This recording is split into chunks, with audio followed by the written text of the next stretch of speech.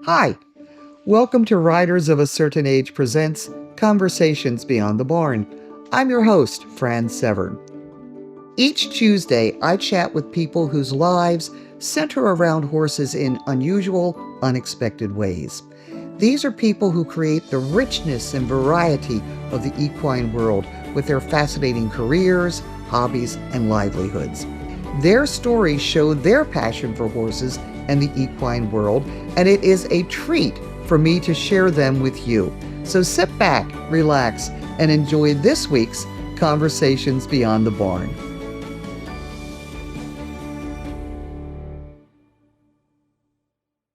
Welcome to Conversations Beyond the Barn. I'm your host, Fran Severn. Today, I'm with Mary Rose Gullett, founder of Honey's Mini Therapy Adventures. This Tampa, Florida-based organization takes mini horses to visits at hospitals, schools, senior centers, pediatric facilities. They also work with hospice. But these aren't just fun, cute pet the horse outings. They have a very serious mission to harness the healing power of equine therapy to uplift and empower individuals in their community who are facing physical, emotional, and psychological challenges. Welcome. Thank you so much. We're so excited to be here. Great. Equine assisted therapy is widely accepted now. For a while it was kind of out there, but now its value is very well accepted. But usually it involves full-size horses and clients and patients traveling to a barn or to a riding center. You are different. You travel to the people and you use minis. Why do you take that approach? So, we found very quickly in our mission that it was a needed service. Many people don't have the ability to travel to the barns.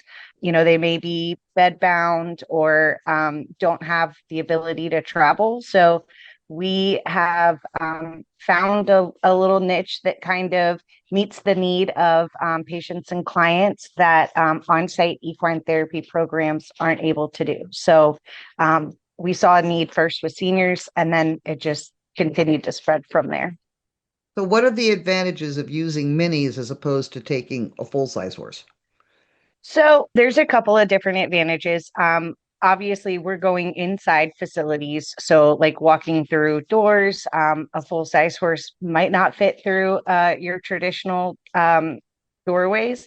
And then also, the miniatures are a little bit easier to approach. Sometimes the full size horses can be a bit intimidating, especially if someone has had a bad experience with the horse. They might have gotten stepped on or some type of experience with the horse. And the minis, especially for kids, are just so much easier to approach. They're eye level to them. They're smaller in stature and they are adorable.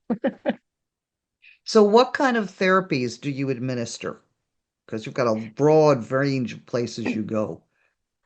Yes. So it depends on the setting and where we're going. So we do a little bit of equine assisted therapy, which is, similar to what the dogs do. And then we also do equine assisted learning. So those can be done without like a therapist or someone with a license that's involved. And we can also provide equine facilitated psychotherapy, which is a little bit more different. It incorporates traditional modalities of therapy like cognitive behavioral therapy, which helps with redirecting thoughts that lead to different feelings and actions, and dialectical behavioral therapy, which is more about grounding and being present. And horses have such a grounding presence to them that it really enhances that type of therapy. And so most of what we do, in the hospitals when we're going around it's just traditional, equine assisted therapy. The horses have their certifications to be able to enter into places where your average dog or your average animal is not able to. So it all depends on the population and what the needs are of the facility that we're going to. How many therapy horses do you now have? Because you started with Honey and now you have more. Yes. So we quickly realized that we were going to need more than just one horse. I don't know about you, but I don't like going to work every day of the week. So we have about 10 horses that we use in the program. We have a couple of extra that have the ability to do it, but they might not be fully, finished training. So they help us on, visits where we can take one in training too. And we try to only let the horse work at a maximum of 2 days per week. We really try to ensure that they're getting their time that they need in the pasture with their buddies for their own mental health and happiness.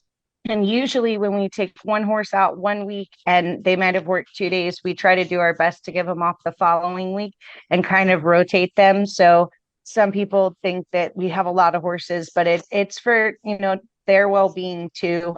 So we try to ensure that, they're getting their best life on the farm. Okay, you mentioned training and certification. What kind of training do they go through in certification, and what kind of desensit? Oh, let's start. What kind of certifications they need? They're qualified through the American Miniature Therapy Horse Association, and that gives us we get evaluated by a third party. A lot of it looks very similar to show training. So if you think of like in-hand obstacles in a horse show where they're walking over obstacles, they're walking over poles, they can walk. We create like a small space. Usually we get like 4 hay bales or 6 hay bales, and we put them, stack them up on top of each other so that they get close to or they get comfortable like going in enclosed areas. And then we take the approach off the farm. We start in Tractor Supply, Lowe's, Home Depot, because it's a stimulating environment. There's loud noises, there's people there. So they get that they start getting the interaction, with people off the farm. And if they're pretty comfortable there, we have a couple of local nursing homes that love when we're training horses. We give them a call and we say, hey, we've got a horse that we need to start training inside facilities. Then we bring them to those facilities. We even have a couple that have elevators. The first one that they all go to, it's a very small nursing home. It's maybe like a 40-bed facility. So there's lots of exits if, the horse needs to use the restroom or if the horse gets uncomfortable. But normally by the time that they get to that, we've never had to leave a facility. We're pretty confident in their skill set and that they're comfortable with what we're doing. And then we have a couple facilities that have elevators so we can begin elevator training with them, because that's a whole different aspect. We don't have an elevator on the farm. So and we found the ones that struggle with elevators are your typical horses that struggle with loading. Like if they have hesitation with loading into a trailer, we typically see that they'll struggle with the elevator a little bit, until it's like their, 20th ride on an elevator. You see it's a big scary box. The ground moves. It's the Yeah. same thing in a horse trailer. So some of them don't bat an eye, and the ones that they're just like, okay, whatever, we're fine going on an elevator. Those are your ones that just pop on the trailer and go and don't have any hesitation. But the ones that we have to work with to get them onto the trailer and get them comfortable on the trailer, we typically have to do the same methods on an elevator. Also, you said earlier we were talking about using the loo. You told me that you have trained your horses to be housebroken and to relieve themselves on command, because I know everybody's going to ask that question. Yeah, it's a commonly asked question, and to be honest, when I first started this, I didn't believe that horses could be house trained. And horses always have a way of humbling us and proving us wrong. I figured that they have learned, just like we teach a horse to walk, trot, and canter verbally by command. They learn what go potty means. In the Tractor Supplies and Lowe's and Home Depot, all the horses, even mares or geldings, they have this stance that they prepare, and you see them put out their 2 feet. So we just quietly, disengage the back end, push them back a little bit, and walk them directly outside into a patch of grass, walk them in a circle. It's the only part of their training that we do treat reward for. We also, so like when they park out and they go, we tell them, good job, going potty, and we give them a treat. We've also learned that some of the horses learn by other horses. So once we had our first house trained horse, it's been easier to house train each one. And it also starts on the farm I had one that I really struggled with house training. And I was like, this horse is not ever going to be a hospital horse, because we can't rely that, she's used the restroom before a visit. And I caught her right before feed time using number one, and I threw like this potty party and I gave her a bunch of treats. That horse for like 3 months, every time it was feed time, would park out and use the restroom. And so that was how we trained her. So it was different than any other horse that we had trained. And now she's successfully house trained. So it is an important aspect, but they also wear a little bag that attaches to their gear to ensure, no accidents happen Sure, inside of a facility. And it's always a nerve, that's always in the back of our yeah, mind. Like, we don't want them to have an accident, but sure. once we get them to hospital level, they're good. Well, okay, there are many people have many different energies and the situations and the locations, and horses always pick up on that energy and that frequency. Do some horses like one location and one setting and one client more than another? And do you adjust what you're doing to accommodate that? Absolutely. Yes, we have some horses that don't mind wherever they go. They're happy little pea pods. We have one that prefers the pediatric population, so she likes little people. We always see that she's so much more interactive. She's really small too, so she's like 28 inches, and we always take her to like our pediatric visits because that's her population. We have one that doesn't prefer kids. They can be a little loud. He's a little sensitive to loud noises. And so like big events, if we know that there's going to be like music there or a lot of chaotic kids that, can be unpredictable, we tend to leave him at home. And so we do try to decipher whether they like certain areas. And like I said, the majority of them though don't mind wherever we go. They don't mind the population. So that makes it a lot easier because we only have a couple of them that, we're like, oh, we're going on a kids visit. We need to bring this one, or that one Yeah. needs to stay home. So So let's go back a little bit, get some background. How did Honey come into your life and how did the therapy start? So we didn't buy Honey with any intention of doing this work. I was raising foundation quarter horses. That was my dream. We had a beautiful program, and we were putting some really nice babies on the ground. I had kids, and my son, he's a little older. He had been scared of horses a couple of times, just the nature of them. They were big. If they ran through the pastures, you could tell he would always like gravitate to the fences. And then I had a little girl, and I knew if my daughter was anything like me, that she would live and breathe horses. I knew that it wasn't 100%. I've got friends that love horses and have little girls, and they don't love horses. So we bought Honey for her second birthday. I had been looking for Honey for like literally since I found out when she was in my belly that she was a little going to be a girl. It took me a long time to find her. I went and I probably looked at 25 miniature horses over the course of 2 years, and one tried to kick my son, one tried to bite my son, and we found Honey on Facebook actually, and the lady who placed her with us had a lot of interest in her. And I told her that I was looking for her for my little girl, and she messaged me back and she said that Honey deserves to have a little girl that loves her. So I have chosen you to take Honey.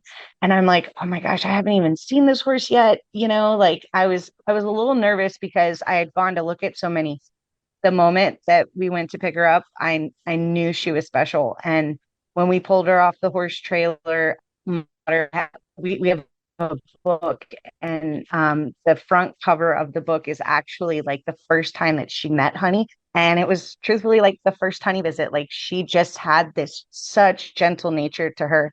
And I was showing her off to one of my really good horse friends from childhood. She had come over and we're in the horse pasture, and I'm like, look, she's like a dog. Like, you walk over here and she follows you, and she just like wants to be right with you. And she's like, that friend gave me the idea to turn Honey into a therapy horse. And that idea literally changed the entire course of our life. So So it what was your first therapy? What did you do the first time? Where did you go? so we first went to a senior care home. We when after we got our little certificate that said that she's a therapy horse through the American Miniature Therapy Horse Association. We begged nursing homes, and people, I truthfully think they thought I was a little crazy because, I'm asking them to bring a horse in. Immediately, once we were inside the facility, we saw just an immeasurable need. So many seniors, used to have animals, don't have animals anymore. My favorite visit was probably one of the very first ones, and it really impacted the drive that kind of created our mission. We had a little lady that used to have horses, and she had a tiny one that used to bite her when she was little, but she didn't care. She loved it so much. And then she went to her kind of mid-age, when she was in her 20s. She was a jockey club trainer, not a racer. She wasn't allowed to race because women weren't allowed to race at that time. She was very still kind of bitter about it in her old age because the rules changed after she had aged out. So she really missed out on that aspect of her life. And then she shifted to another time of her life where she told me about her daughter. She told me her daughter had a black and white paint mare named Bella that lived down the road on 20 acres, and she begged me to give her honey. And I just kind of laughed. I was like, no, sorry, my daughter will write me off forever if I don't come back home with her pony. And that time I noticed that there was a lady that was like really uncomfortably staring at us. And it made me uncomfortable. I thought she was worried that like Honey was going to bite or kick. And she was just like watching every move Honey made. And at the end of the visit, we left and I was walking out the door, and that lady paused and stopped me, and she had tears in her eyes. And she was like, I just want to thank you for today. I don't know what made you bring, Honey out. And I was like, yeah, it was wonderful. The seniors seemed to love it. And she said, you don't quite understand. She said, today you have given me a gift that I haven't had in over 5 years. And I, kind of just paused, and she continued talking, and she said, you've been visiting with my mom for the past hour. And my mom doesn't even know that I'm standing in this room today. She said, my mom told you that she loved me. She said my name. She told you horror stories that I grew up listening to. And I just want to thank you for that gift. And I have goosebumps that like every Yeah. time I share that story. I promised her I'd keep doing the work. I told her I'd keep, begging facilities to let us come in. And that moment, I knew that this was something that was needed. So You that's do, kind of, how many, because you're busy with so many and you've got just a tiny group. So here's your chance to do a shout out to your volunteers because without them, this doesn't happen. yeah, no, we rely on a really small team, and they're incredible. I have an amazing board of directors. Most of our volunteers that are our core volunteers sit on our board of directors, so they kind of have just become part of the mission. It's an immeasurable amount of work that they put into keeping the mission going, and we do a lot of visits throughout the year. Anywhere between 400 and 500 visits in a year is what we do. So I will say that everyone that is volunteering for the organization, they love this work just as much as I do. They put just as much heart into it. They're all here involved in the organization for a reason. And they're incredible. We definitely wouldn't be able to do what we do without them. Okay, now professionally, you are finishing your certification, and I want to make sure I get this right. A licensed clinical social worker. Now, what does this Yes. mean as far as your practice is concerned? But you also said that once you get that certification, that will have some very positive implications for the whole concept of the portable traveling equine therapy programs. Yeah, so I actually sit for my licensure exam tomorrow. I'm a master of social work, and I've sat through 2 years of clinical supervision that's required for me to become a therapist or a licensed clinical social worker. So that does change the type of work that we're able to do. It allows us to bill through insurance companies for equine facilitated psychotherapy, and it really puts that we've taken the time as like our organization and me as the founder to get the education, the licensure, to be a mental health organization that is operating portably in facilities. So So we can this, start, we go ahead. no, so this would have implications for other social workers and other programs elsewhere. Because if you've proven it can be done, then they can get the licensing and expand this whole concept. Yeah, absolutely. I think other organizations have the ability to go get the degree themselves and become an LCSW too, or they can partner with an LCSW so that they don't have to put all of that, time into graduate school and because it was hard. It wasn't an easy process. And I also I think kind of what you're touching on is the research project that we're facilitating. We have another person that's coming up through graduate school. She's in her final year. She's doing a research study that is specific to portable equine therapy. And that study will give other organizations that aren't just Honey's Mini Therapy Adventures some data, some research that will help if they partner with an LCSW to be able to build their insurance. So it's kind of all comprehensive all together. Yeah, They're but it's kind all of both good. working. But Oh, it's it's also all amazing. good. Okay, well, Yeah, I want to no, it's thank you for this. yes, And if you're listening and you want to learn more about Honey's Mini Therapy Adventures, you can visit www.minitherapy.org, and that's going to show up on the screen when this airs. And you can find out more information about Honey and the other horses, and more importantly, the programs and services they provide for the community and how you might choose to support them. So, Mary Rose, thank you so much. This was a lot of fun and very, very interesting. absolutely. We appreciate the opportunity to be here, and it's been so nice to meet you. And we can't wait to listen to all the series and the podcast. Well, that's it for this week's episode of Riders of a Certain Age presents Conversations Beyond the Barn. If you enjoy it, subscribe so you don't miss an episode. Please leave a comment and suggestions for future shows, guests, topics, interesting equine activities. I'd love to hear about them, so would everybody else. And while you're at it, you can support the podcast by buymeacoffee.com/certain age. Support Conversations Beyond the Barn. Thanks for listening. I'll see you next week.